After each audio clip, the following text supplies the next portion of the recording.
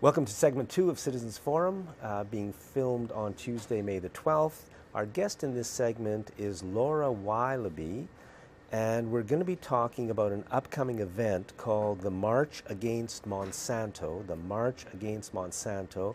It's on Saturday, May the 23rd at the Ledge, starting around 12:30. Yeah, 12:30, 12:45, yeah. I mean, Monsanto is one of the worst. So, Laura, you want to start off by talking about because we eat this stuff every day. You can't avoid it. They're forcing it down our throats. You want to start by talking about the safety of genetically contaminated foods or whatever. That's right. It's in about maybe 75% or more of the processed food that we shop for in the grocery store. And we eat every day. If you're buying the box stuff, you're buying the produce stuff, then that's what you're getting.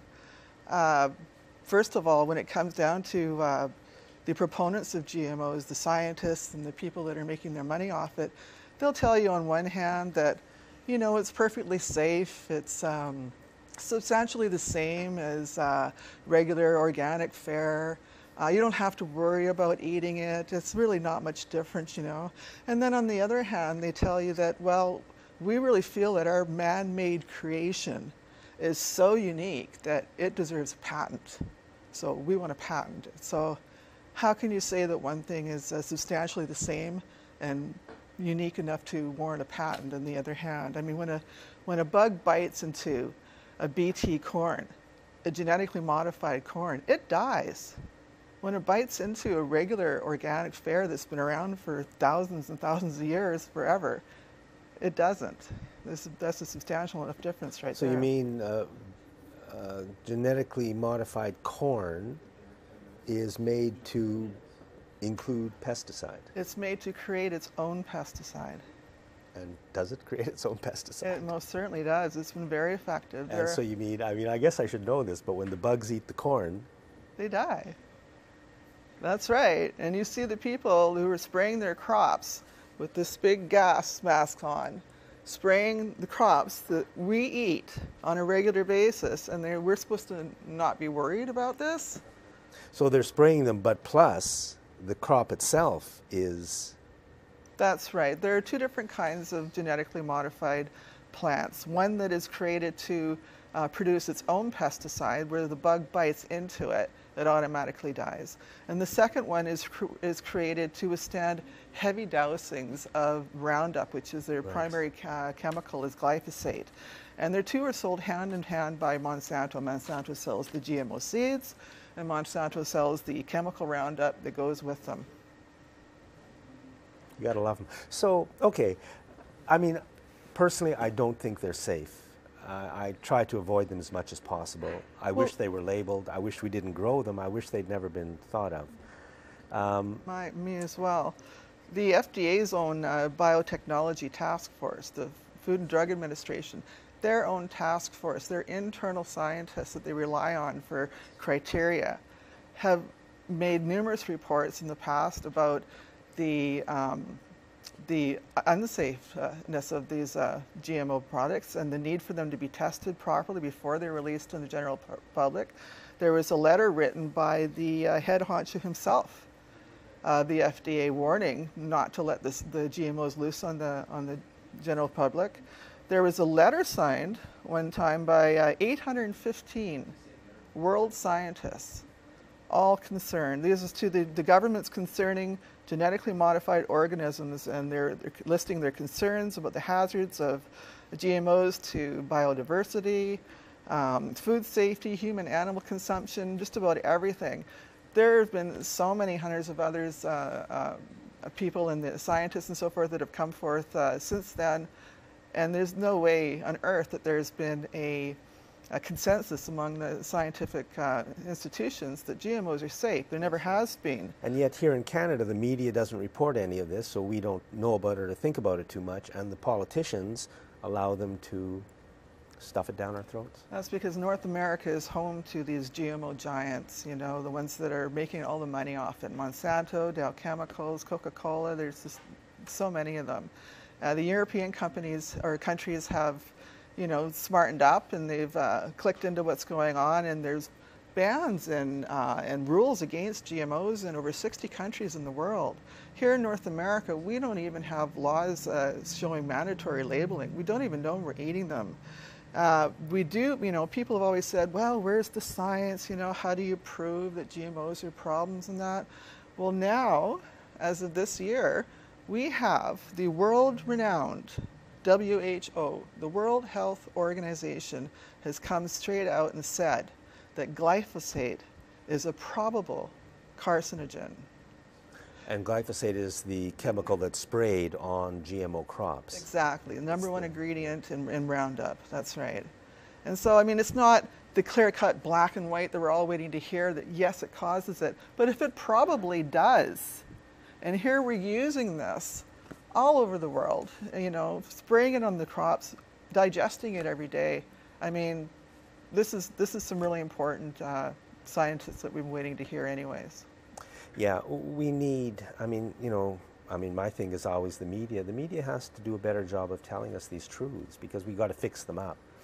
You wanted to talk about the illegality of GMOs. Yeah, the Food Additives Amendment of 1958, the Food Additives Amendment, it was created to protect the public from potentially harmful additives to food. In Canada? And this is from the States. This is where GMOs have come from. And this law specifically placed the burden of proof on the manufacturers of the food. It was up to them to prove that their food additives were safe before let loose on the general public, on the consumer. And the legal test, actually, is that the law must not only be overwhelming consensus present within the scientific community, that consensus cannot be based on hypotheses or speculation. It has to be based on solid evidence. There's never been any evidence that GMOs are safe. There's never been, where are the public tests, there are none. So yeah, they broke the back of that law. That was a huge loss for us North Americans when that law was beaten down by the corporations because, I think what you said was they had to prove that their food additives were safe. They don't have to prove that anymore. That's gone. That's right. That was called the precautionary principle, which has basically been tossed out the window. There's a very interesting book that came out this year by Stephen Drucker. It's called Altered Genes and Twisted Truth. And he's actually sued the FDA at one time himself. So in doing so, it gained him access to their personal files on GMOs.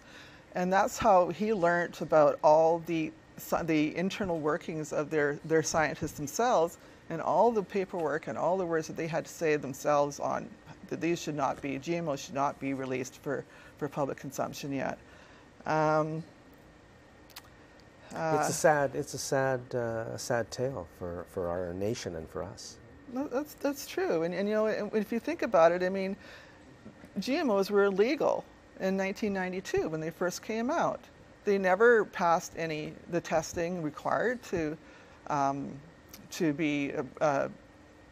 Because they said they were substantially exactly the same as regular food. Yeah. Yeah, pretty much, and there were a lot of people that were trying to bolster the biotech industry along, and so they subverted a lot of the information that was necessary that people knew about, and how they got away with it. It's really preposterous. But they were illegal. GMOs were illegal when they first came out, and they're still illegal today. Let's talk a little bit about the march against Monsanto. So it's going to be Saturday, May the 23rd. Legislature starting around 12:30.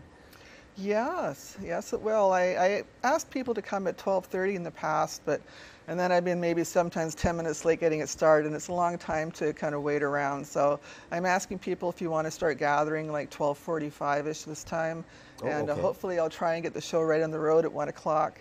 Okay. But it's going to be a really great day for raising awareness. We're going to have a march through the street from from the legislature down Government Street, back up Yates and down Douglas back to the legislature. There's going to be some really great guest speakers. We've got a band playing. We've got free organic food, free organic seeds. Everybody should I've got a raffle happening this year. Like, what is there not to come out for? And every time I've done this so far, this will be the 4th March that I'm organizing, we've had great weather. just been awesome weather. So. And I think we should just come out and stand against Monsanto. I mean, just doing that is worthwhile. That's right. Raise your voices and be heard. Absolutely. We're planning on making some noise downtown today. You know, you should consider doing, as part of the march, stop in front of the CTV building and CFAX and say, how come you guys never tell us about this stuff? That's true. We could change the route up a little bit this time. We could mix it up. That's where a big part of our problem is. So they have been, in all fairness, they have been down in the past. I've been interviewed a few times by CTV in that, but not enough. Well, let's compare the amount of coverage they give to, I mean, anything. What happened in Baltimore? Mike Duffy. Let's compare the amount of coverage given to Mike Duffy and the amount of coverage that same media gives to the safety of the food we're eating. That affects everybody on the planet. Yeah, that's true. It's pathetic. So yeah, let's.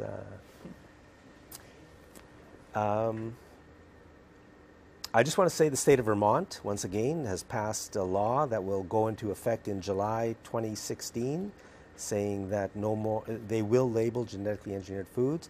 And I heard that Chipotle, some company. Yeah, there's a lot of restaurants that are they're jumping on board and they're going GMO free. Even around town, there are just dozens of places available now that support the organic community.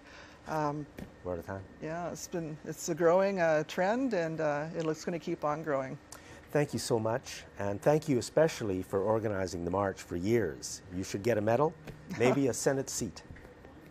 I don't think so. It's my privilege to do so. Thanks for watching this segment of Citizens Forum.